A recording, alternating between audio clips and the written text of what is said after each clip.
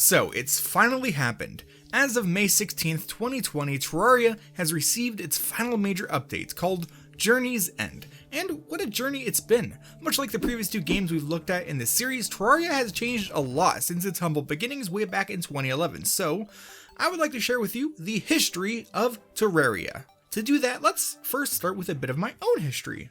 So, it was the beginning of May 2011, and I was like 16 years old. The school year was nearly over, and I was alternating between playing Call of Duty, Halo, Spore, and World of Warcraft.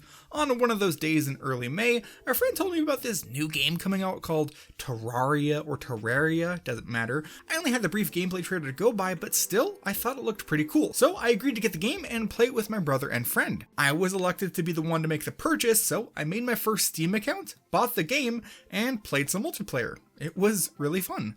I should note that at the time, one of my hobbies was actually creating Let's Plays for a horribly named YouTube channel, which is why I actually have footage of myself playing the game on its release day.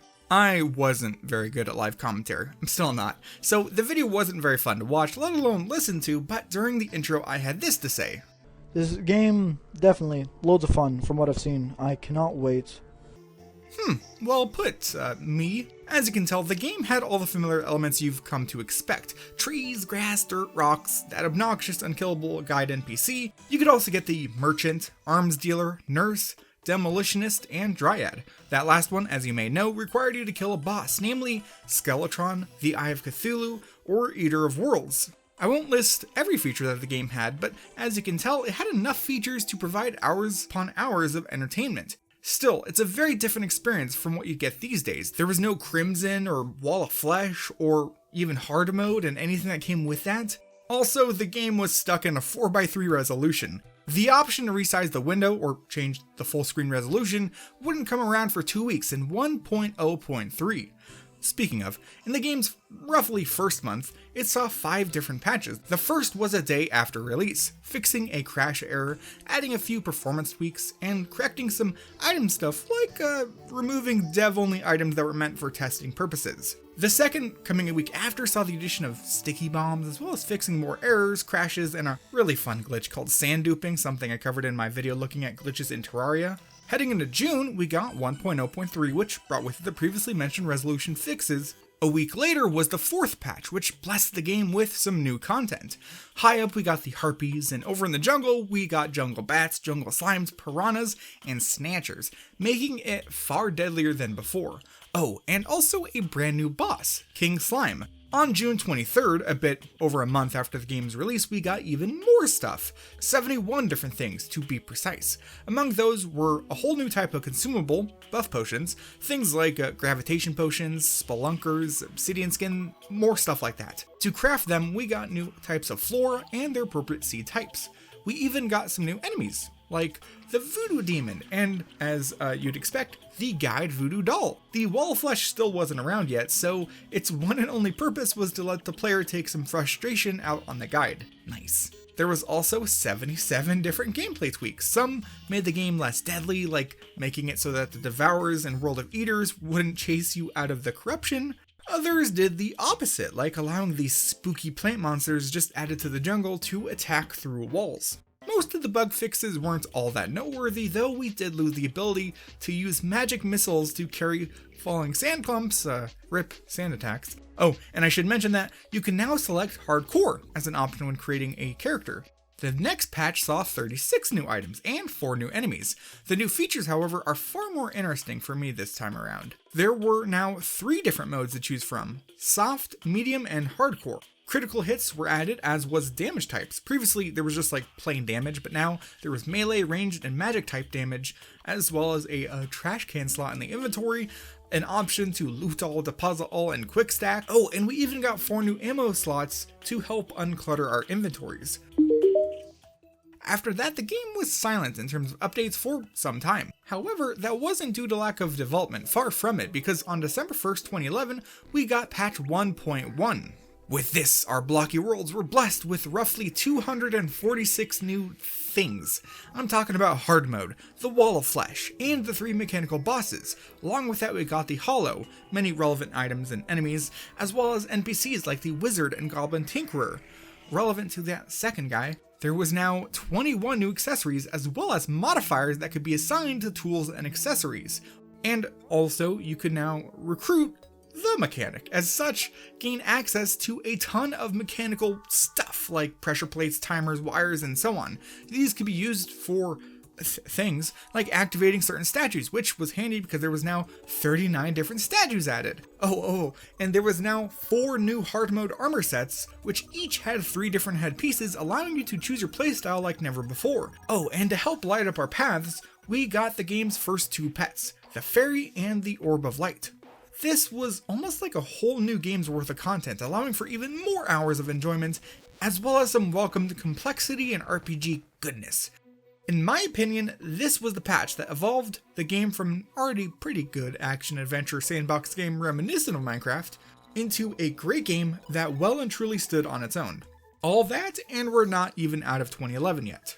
The last patch of the year, on December 15th, was of course Christmas themed, seeing, among other things, the addition of lovable new creatures like the Snowball, Snowman Gangsta, and Mr. Stabby. What fun. And again, the game went silent in terms of updates for quite some time.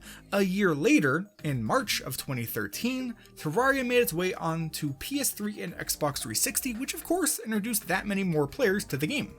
After even more months passed, the PC version saw patch 1.2. This made the previous 1.1 look like a small drop in the bucket, as this one had over 1,000 new items. Among those, we got 100 new enemies, 50 new paintings, 31 new brick types, 29 new tinker combinations, 12 new types of wires, 9 new ore types, 8 new friendly NPCs, 4 new bosses, and a partridge in a pear tree. Probably. I would say that they threw everything and the kitchen sink in there, though sinks weren't actually added for a couple more years. It's worth noting that from all of this, we got the Crimson, aka a nice splash of red to occasionally replace the usual sickly purple we've come to expect, as well as a bunch of welcomed quality of life tweaks, like letting items stack up to 999, letting you have 1,000 different characters and worlds, 10 more inventory slots, and twice as big chest capacity. All in all, I think this one made the game that much more expansive without ruining any of the features that came before it.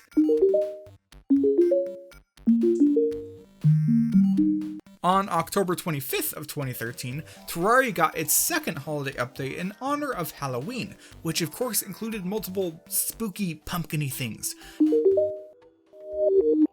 In the game's second Christmas update, Santa Claus had a much larger variety of holiday gifts to sell, and there was now the Frost Moon event, which could drop the game's first ever mount, a reindeer. It's also worth mentioning that this patch increased the player's buff slots to 22, which, as a result, fixed a bug where maxing out your buff slots could allow you to become invincible thanks to the titanium armor. That was the last patch of the year, but the game did make its way on iOS and Android, as well as the now forgotten Windows Phone and PS Vita. Jumping forward into the new year, the next patch we got was 1.2.3, all the way in February of 2014. This brought more new features, many new pieces of decor, balance changes to both hard mode and pre-hard mode, as well as plenty of bug fixes and performance optimizations. A few months later, we received patch 1.2.4. This was a fishing themed patch, adding, of course, fishing, poles, baits, fish, crates, the angler, gear, quests, and of course, the Boss Duke fish run. It also brought with it minecarts, as well as a few items as part of the Pixel Piracy crossover event, a game published by Relogic. After that, it was a bit more than a year until we got the next major update, as had become sort of tradition, but in November of 2014, Terraria made its way onto both PS4 and Xbox One. In 1.3.0.1, basically 1.3, we got 800 new items, new bosses, events, and an expert world mode which provided a greater challenge and greater rewards. Among those many new items was a whole new class of melee weapons, yo-yos. I've never personally played much with these, but it created essentially a whole new class, which is pretty cool. This patch also included a number of atmospheric improvements, namely new mini biomes for world generation, underground deserts, revamped liquid visuals, and improved NPC graphics. Related to that last one, town NPCs were now totally redone, sitting, avoiding monsters, socializing, and actually now fighting back against enemies. They already had functions before, but now they felt like actual characters. The game, at least on PC, also now had achievements, better character select menu, Steam cloud saving, and the ability to join multiplayer games through Steam. I remember having to port forward using Hamachi. No more.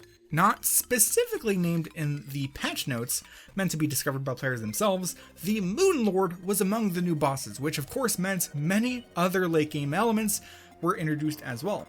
Overall, a welcomed update with a lot of neat stuff. Also, fun fact, it's this patch where Terraria reached a total of 3,000 items, which is absolutely mind-boggling.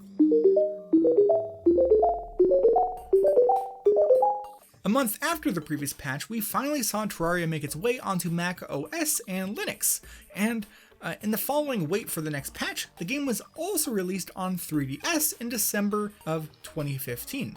Rolling along, once May rolled around, we got 1.3.1, which was all about overhauling and improving wiring and mechanics. Not to compare them too much, this was quite akin to Minecraft's Redstone update, as Terraria now had logic gates, logic lamps, liquid and logic sensors, conveyor belts, many other tech-related stuff I'm just too dumb to comprehend. There were also 1,800 sprite graphics that were improved, as well as inventory sorting, improved key binding options, and controller support using X input, which is quite nice. Following that was of course a hotfix, as well as the game's release onto the super beloved platform of Wii U. On July 20th, the game got a patch celebrating Terraria's 5th anniversary. While the Party Girl had been around since patch 1.2, this patch added parties as an occasional event, as well as some more fun stuff like balloon animals and party hats. Rolling out at the start of September, this patch focused on improving deserts and underground deserts.